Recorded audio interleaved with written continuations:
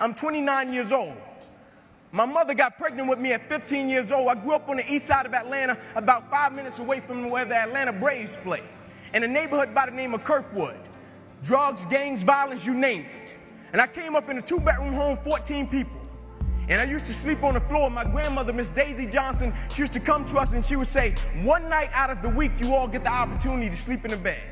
And so as a kid, pretty quick, I had to make a decision of what I wanted to do with my life, because in that same house, I had 8 uncles, all 8 of which are still going in and out of prison until this day because they sold drugs and they were in gangs. And so I looked at it, and it's kind of like that quote that says, learn from the mistakes of other people because you can't make them all yourself.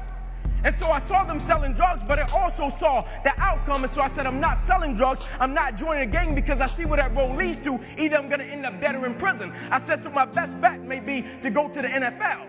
And so I went to my cousin by the name of Tamon. I said, listen, man, I want to go to the NFL. I feel our family deserves a better way of life. Let's work for it. I said, we're going to be patient. We're going to engage in consistent action every night. And so every night we would go out and we would race light pole to light pole in Kirkwood.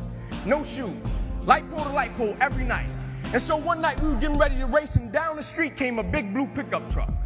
And it pulled over to the side, and out of it got a white guy. First white guy I ever saw in my life. True story.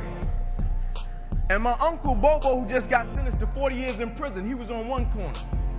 My other uncle Johnny, he was on the other corner. My uncle Bobo took off running, and he looked at me. He said, Ink, don't talk to him. Saying to me, that guy has to be the police. Coach Trey walked up to us, nicest guy in the world.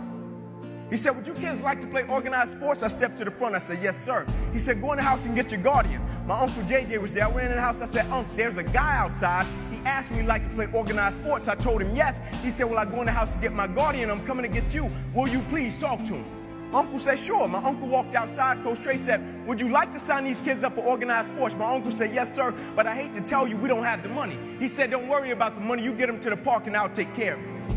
That same guy still buys me drawers and socks until this day on Christmas, and I'm 29 years old, and he started when I was 7.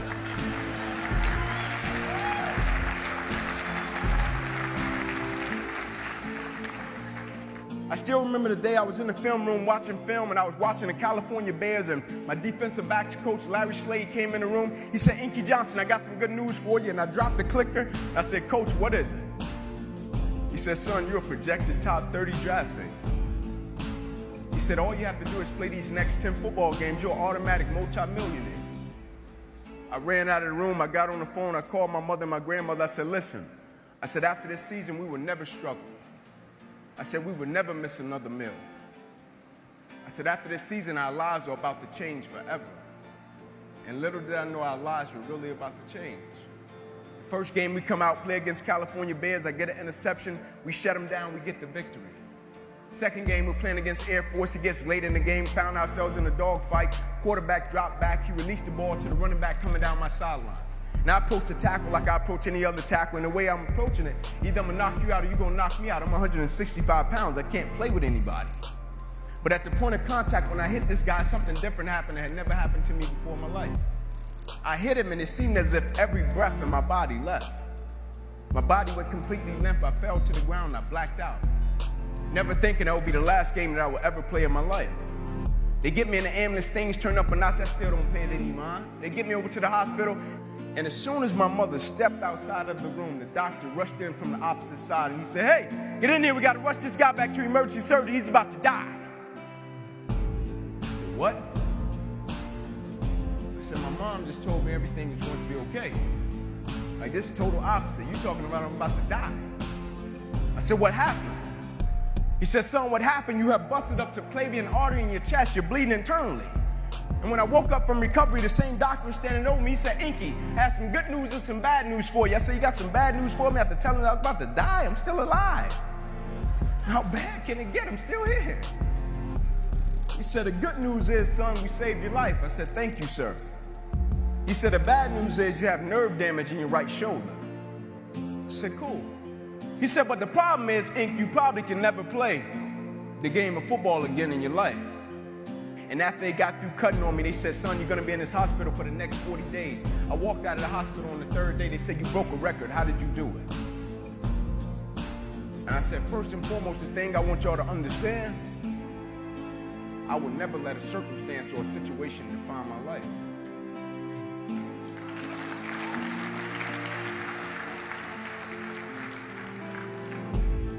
But most importantly, you know what I had invested?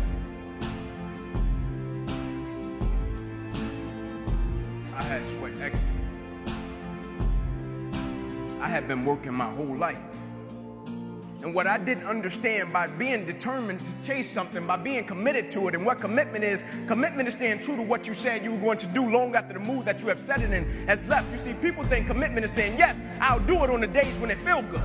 But I have been committed to everything that I ever started in my life, and I never stopped and I never quit it. And so by being committed to everything that I started, I finished it. It built a certain type of spirit. It built a certain type of mentality. It built a certain type of individual. And so now I couldn't quit even if I wanted to. I couldn't lay in the bed even if I wanted to. I couldn't stop even if I wanted to. I had too much sweat equity in my life and everything that I was doing. Because I understood my existence wasn't about me. I went from me to we a long time ago. I understood the process is more important than the product. It wasn't about the outcome for me. Whether I made it to the NFL or not, that was inconsequential in God's plan for my life. But I was going to fall in love with that process, because I understood by falling in love with that process, it was going to turn me into a machine.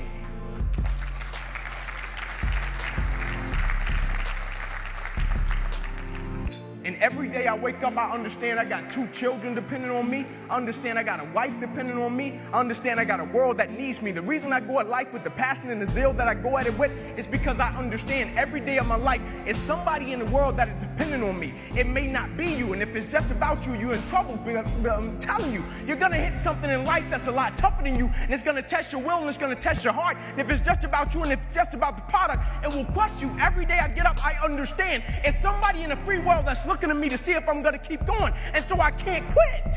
And so I went back to school the next week after they had just saved my life. I was back in class. I had to learn how to write all over again. Had to learn how to walk all over again. Had to learn how to tie my shoe all over again. Had to learn how to bathe all over again. Had to learn how to live life all over again. Never one time did I say, let me go home, I need a break. Never one time did I go into the training room and said, I need some time off. Can you all just give me a little leave time? I need to go back home. I need some time off. My life just changed last week. And they came to me and they said, Inky, go home. We know how much the game of football meant to you. I said, yeah, you know how much the game of football meant to me, but you don't know how much life means to me. I almost died. The doctor came to me on the field. He was on one knee and he grabbed my wrist and he said, son, you don't have a pulse. I don't even know how you're still living. And my last doctor visit, they came to me and they said, sorry, Inky Johnson, you will never be able to use this arm and hand again in your life. I said, no disrespect to you, doc, but I will use this arm and this hand every day for the rest of my life by the way that I live my life. Every day I'm going to impact someone's life. Every day I'm going to empower someone. Every day I'm going to inspire someone. Every day I'm going to encourage someone.